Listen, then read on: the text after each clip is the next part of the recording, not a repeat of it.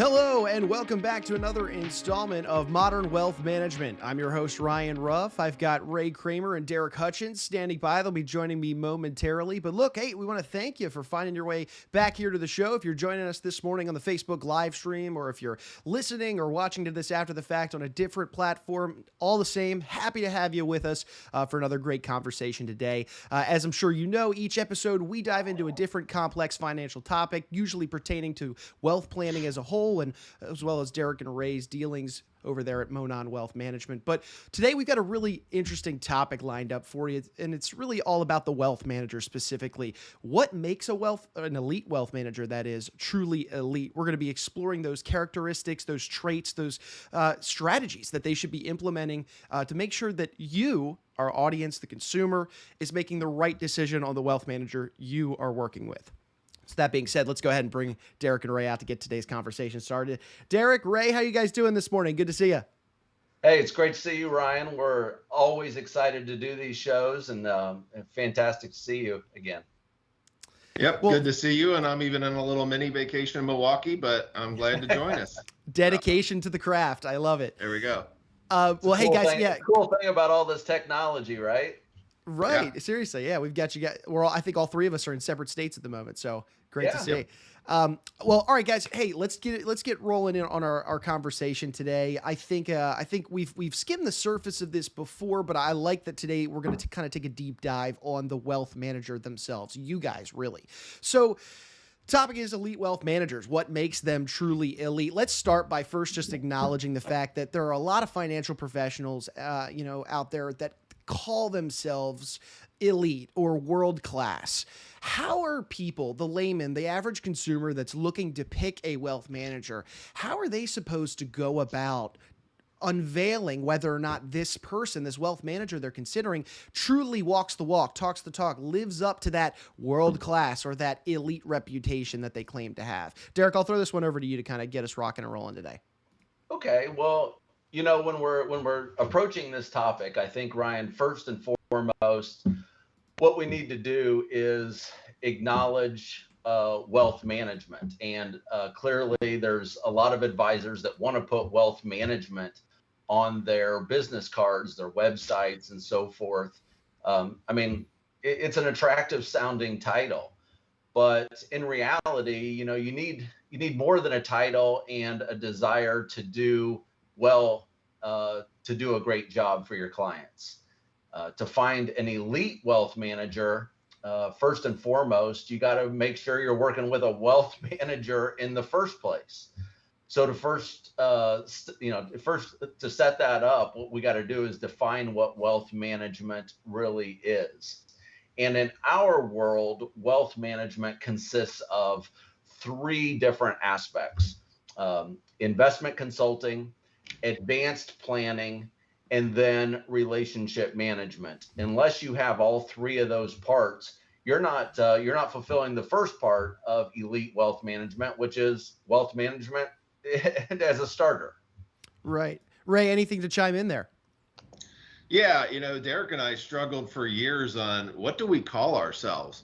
If I look back at my stack of business cards that I've had going back almost 20 years, it said broker, it said investment consultant, it said financial advisor, it said manager, and investment executive. And for a long time, he and I talked about, like, what do we say we do when we meet somebody and you say, hey, I'm a financial advisor, and people immediately change the topic. But when you focus on the wealth management piece and make that the front and center, and it's not a coincidence that we named our firm Monon Wealth Management, is because that's what we started focusing on 7 years ago, where you put the client first.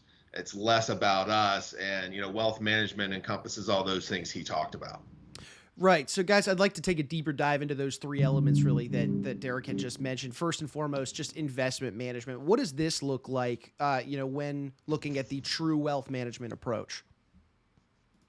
Well, investment management is, I would say, the primary aspect of what people think of when they think of wealth management. Okay. Mm-hmm. So first and foremost, people think of us as in, managing their liquid investments. And I would say that most people who describe themselves as a wealth manager certainly play this role for their clients.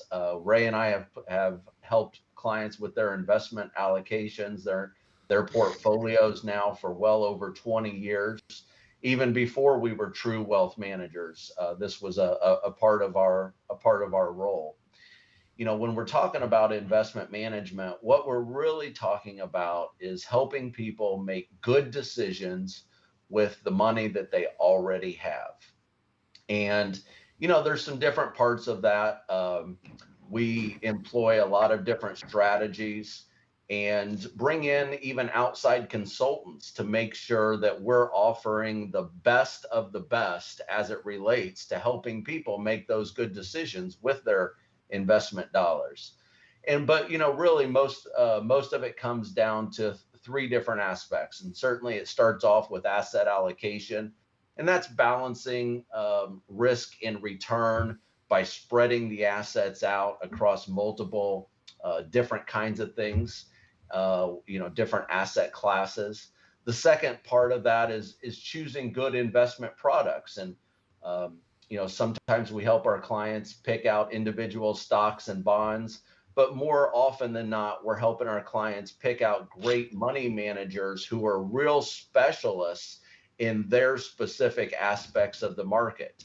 So I'm really interested, if I want to add technology stocks to a client's portfolio, I want to bring in the absolute best technology stock picker that we possibly can. And through some resources that we've brought in, we certainly have access to that. And then the last aspect of it is rebalancing. Rebalancing is so important. And that's just the acknowledgement that things move independent of one another. If we go back to March of 2020, we had just gone through the first month of COVID. We recognized that we were truly in a pandemic. And from the beginning of the month through the end of the month, stocks had dropped by about a third. While some people might have run from that, rebalancing forces us or gives us the opportunity, depending upon how you look at it, to use that as a buying opportunity and sell some things that maybe hadn't gone down over the course of that month and buy into those lower stock prices. But in my experience, almost all self-identified wealth managers provide investment management, and obviously some just do it better than others. Ray, anything on this front? Yeah, Darrick brought up a couple of good points. And one of my favorite things I tell people is in life, the stock market is the only thing that people don't like to buy when it's on sale. When we buy a car, when we buy a pair of jeans, we're always looking for a sale. And Darrick was right. If we go back a year ago when the thought of the world shutting down, including New York City, and I remember Darrick brought that up, I was like, you're crazy. We're never going to shut down New York City. The market was, it took a lot of soul searching, a lot of guts, but we realized look, this is a time to move some assets around, make some tweaks, and it really paid off well. And this is not something that we have a crystal ball, but having an active management strategy as opposed to what a lot of people are taught in the industry, including ourselves. And it took about 15 years for us to unwind this a little bit, is getting away from packaged products that I've seen advisors over the years, 5 minutes into a conversation, they're handing out portfolio information and investment slicks to say, hey, here's what I got, and focusing on what the YTB was, which is the yield to broker, and everything has been commoditized in our industry. So investment products, there's a million of them out there. So what we do is try to focus on providing the lowest cost and the best options in each category, and then by charging a management fee, we grow as the client grows. So it puts us all on the same side of the table as opposed to focusing on what we're making.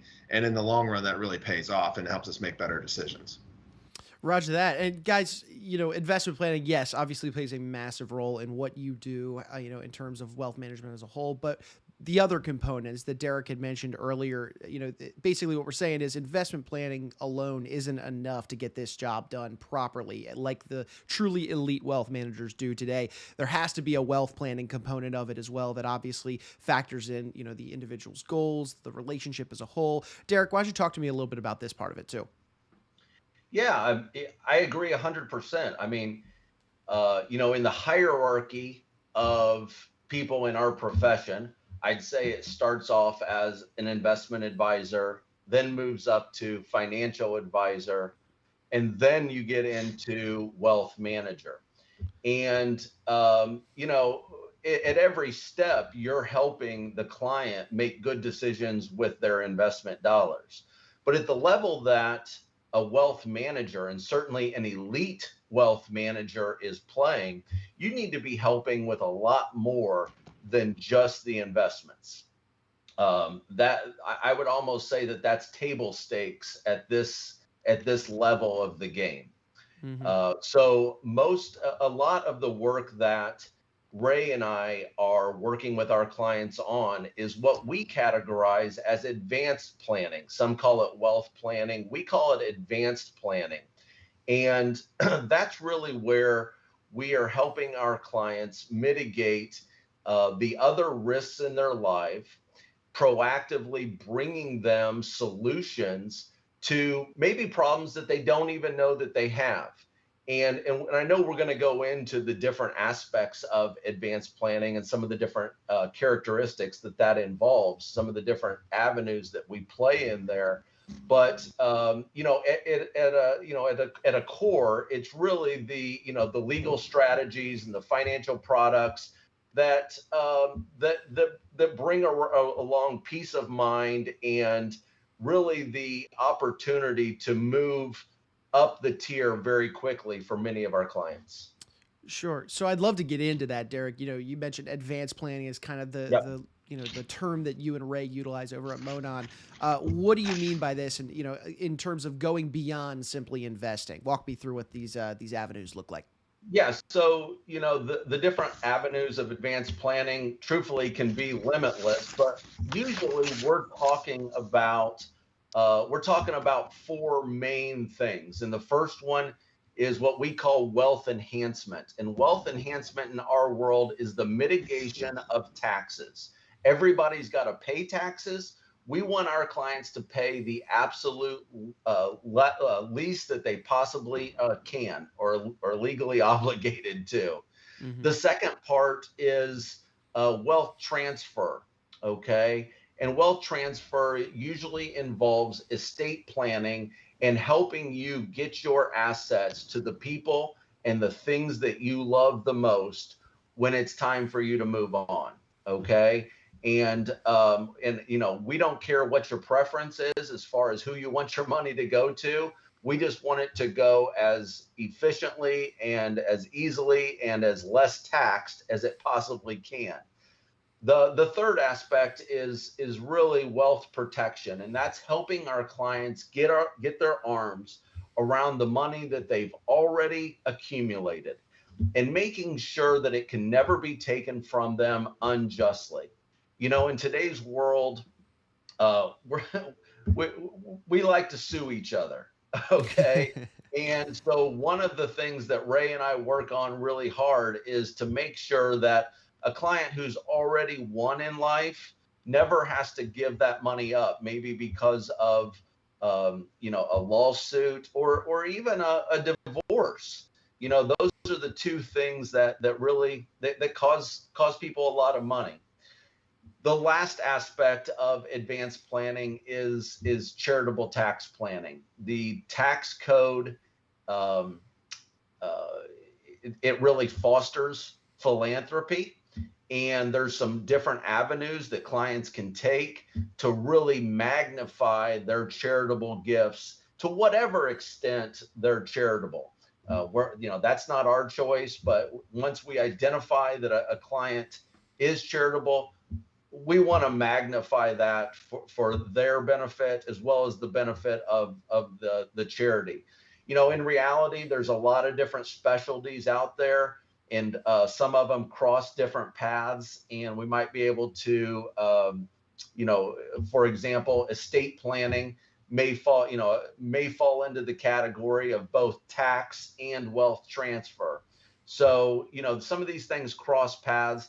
And then obviously for some of our clients, they have needs and issues that are outside of this scope, whether it's taking a look at, different doctors and introducing them to different medical practices. There's other things around this advanced planning, but those are the four major ones. And Ray, I know this is a pretty robust process. What do you see on your end of this? I want to focus on one area that Darrick touched on, but it touches on almost all four areas he discussed, which is taxes. Lately, every single conversation I'm having revolves around taxes. And if we look at the average retiree right now, for every retiree who's got $1 million, chances are 80% of it is pre-tax dollars. So how do you unwind that? How do you keep those tax dollars most efficiently within your family as opposed to going back to the government? The RMD rules have changed over the past year. Where beneficiary, you can delay your RMD by another year and a half, but your beneficiaries then have to pay taxes within 10 years instead of stretching it over their life. And most retirees today, or pre-retirees, they forfeited the pension and now they've got the 401k. So it's a big tax issue. And whether they're looking at doing a Roth conversion to make things tax-free, gifting money to kids, gifting to charity, a lot of it revolves around the taxes, and everybody's afraid taxes are going to go up. We keep spending money as a country. We have an idea where it's coming from, but who knows? But we're doing a lot of spending, and do we expect tax rates to go up or down? And the consensus is tax will eventually go up. So Darrick and I take this to heart on really looking at these IRAs, and our amount of Roth conversions over the past couple of years have gone way up and will only continue to do so. But that is probably the number one big thing. And we work along with our clients and their CPAs, whether it's a CPA we work with directly or not, but we will work with them to come up with the best strategy so that they don't have to try to figure it out themselves. Got it. Guys, I love that you simplify it in that term advanced planning, because a lot goes under that umbrella. So I appreciate you walking us through that. And that really, what that all tells me as a consumer is that that's what I should be looking for, really, to ensure that I am working with a competent wealth manager, somebody that walks the walk, talks the talk. But if I'm the layman and I'm looking for the truly elite wealth manager, and this kind of brings me to my fifth question here, what should I be looking for? What do I want to find in a wealth manager that is at that quote unquote elite level? What's that look like? Well, as you remember, Ryan, there were three parts to being a wealth manager. Mm-hmm. There was the investment management, the advanced planning, and then the third part, which we called relationship management. We've also, in previous some of these conversations, we've called it the human element. You see, having the relationship with the client and really understanding who they are, what they want, what they value, and why that's so important to them is really the secret sauce. Mm-hmm. That's what helps a wealth manager become elite. There isn't any product or financial strategy that's out there today that is unique to any one advisory group. Every stock, every bond, every mutual fund, every ETF, every tax strategy is more readily available today than at any other point in my career. Mm-hmm. The thing that clients get from an elite wealth manager, and the thing that makes an elite wealth manager, is sitting on the same side of the table as the client, looking at the world of opportunities from the client's perspective and being able to handpick those opportunities as they fit into the client's situation. And if you don't have, if a wealth manager does not have a great relationship professionally and oftentimes very personally with the client, you're just not going to understand what the best strategies are and where those opportunities can fit in. So, Darrick, and I would imagine it's probably safe to say that this is just not the case with all wealth managers these days to really incorporate that human element. They're just maybe looking at the products and services that they can offer. Unfortunately, you're 100% correct. Okay. What I just described to you, which is really, viewing the world from the client's eyes after you really have a relationship built with them and you understand who they are as people. Unfortunately, that is not the way that the majority of our industry handles things. Oftentimes in our business, you have people who come to the client with a specific product or a specific financial strategy. And kind of like if you're a hammer, everything looks like a nail. Well, that's exactly the way that the majority of our industry views clients. Mm-hmm. If you're an annuity salesperson, everybody looks like an annuity prospect. And that's just not the way it should be. And Ray, in terms of your personal experiences in developing these relationships with clients, where do you see this whole topic? Yeah, this was one of the main reasons why Darrick and I broke away from corporate America to start our business. If you want to put the client first and truly be a fiduciary, which is a term that gets tossed around in our industry, but to be a true fiduciary, you need time. And in order to have time, you can't have somebody sitting over your shoulder asking what your numbers were today. Mm-hmm. And how much did you sell? And what Darrick described is if you're the hammer, everything looks like a nail. We've been there. We used to joke that if we didn't, sell somebody something in the first appointment, we were failures. And we realized we weren't going to make an impact with people's lives in this advanced planning unless we had the time to do it ourselves. And the rewards didn't come for a while, and it was very hard. But sticking to that process and putting the client in the center, all we have is our clients. That's the only way we make money. And if they do bad, we do bad. So it really ties us to the hip with them to take this journey together and to succeed together. And that takes time and a willingness to dedicate to the craft that we built. I love that. And guys, could you maybe share like an example with me of a particular client? I mean, we don't have to name names or anything, but maybe an example of what it was like providing them the services, but then also establishing that human element, developing that relationship, and then really forging a successful relationship as a whole, both personally and professionally with a given client. Do you have an example you could share with us? Well, I'll tell you, Ryan, for all of our clients, we go through a multi-step process that requires both us and the client to be very open with each other and expose what our biggest wants and our biggest fears are, and really where we're trying to move forward. I can tell you that, one client in particular, she recently moved down to Charleston. And while I was in Charleston, we did what we like to call a rediscovery meeting, which is really just spending some time together and making sure that we have a really clear understanding of who they are today. I don't know about you, Ryan, but I'm different today than I was 5 years ago and certainly 10 years ago.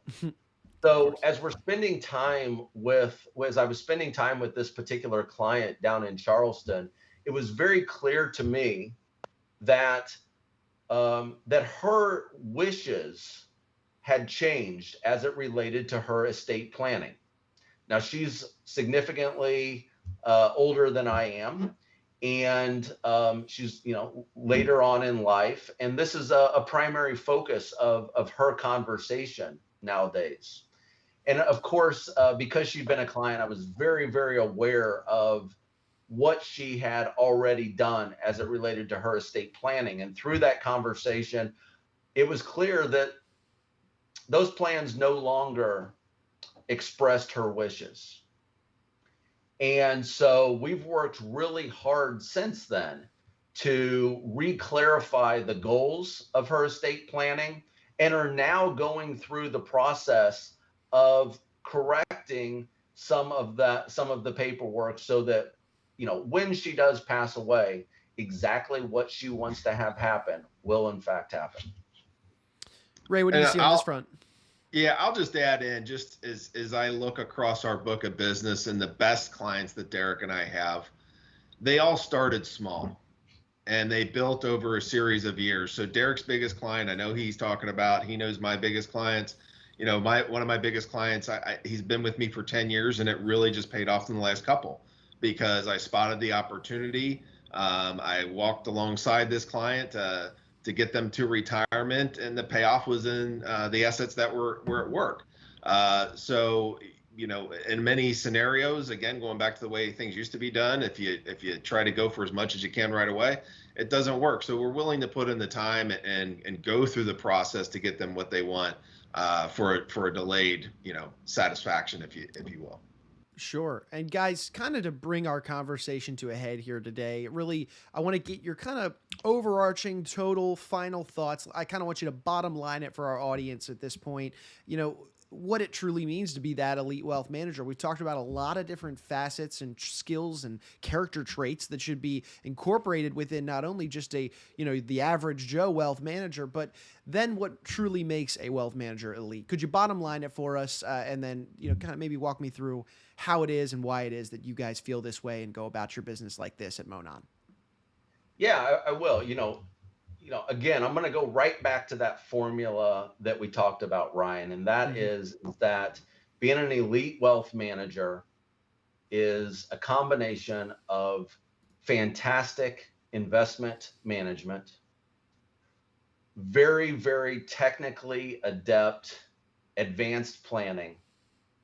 But then what brings it all together is developing really powerful personal relationships with the clients and everybody else that's on the team. That's what makes wealth managers truly elite. I don't want to discount that investment management has to be excellent. Quite frankly, I spend the majority of every single day making sure that our clients are doing as well by their investments as they possibly can. I also spend a tremendous amount of time making sure that technically every single aspect of their advanced planning is right on point and that they're using the best in class and the most elite resources that we possibly can to accomplish their most important goals. But the only way that I can put all this together and really make it elite and personalized for that specific client and make sure that they're not missing out on any opportunities is by having a fantastic personal and professional relationship with them and really being able to view the world from their eyes. People talk about being a fiduciary. Well, in my world, the definition of being a fiduciary is viewing the world from the client's eyes and doing for them as you would do for yourself if you were in their shoes. Mm-hmm. And that's exactly what Ray and I are working so hard to do every day. And clients should demand that from their wealth manager. And Ray, what do you I think? agree. Yeah, I agree completely. And I don't actually, he said that so well, I'm almost hesitant to add anything to it. But, for me, when I realize I'm doing a good job is if I'm meeting with a client for an hour, hour and a half, and we spend 5 to 10 minutes on the investments and we spend the rest of the time talking about their life and their goals. That to me tells me I'm doing a good job. If you have an investment advisor that you go to their office and you cringe because it's going to be an hour's worth of sales pitches and charts and earnings breakdowns, that's, to the average person, that's not important. The importance is how do they maximize the fun in their retirement, and are they going to run out of money? So, by focusing on that, that gives me a lot of confidence in our process to know that when people come in, they're asking us about every aspect of their life and to help them guide through it. And that's when I know that we're doing a good job. Well, guys, look, I love today's conversation. Not only do we get to kind of hammer home what makes that elite wealth manager truly elite, but also we get the opportunity to kind of peel back the curtain, learn a little bit more about how you guys operate on a daily basis over at Monon and the types of efforts and traits that you pour into your relationships with clients. And then it's nice for you guys to also share some opportunities, to kind of look back really and get a sense of where things were when you first started and how really that the idea of incorporating the human element and making a true impact has really carried through the last 7 years for you guys. So look, I appreciate you taking the time this morning to kind of peel back that curtain, if you will. Looking forward to the next conversation already, guys. Thanks, Ryan. Thanks a lot, Ryan. Appreciate it. Nope. Absolutely. And hey, look, we want to thank you, our audience, our viewers, for joining us for today's show. If you liked what you saw, you liked what you heard, feel free to comment, subscribe, share this information with friends, family. The stress testing process, the wealth manager characteristics. These are great conversations that we have, new topics that we're going to hit each time we get together, and we'd love to have you aboard for the next one. So for Darrick Hutchins and Ray Kramer, I'm Ryan Ruff saying so long, and we thank you so much for joining us on today's edition of Modern Wealth Management.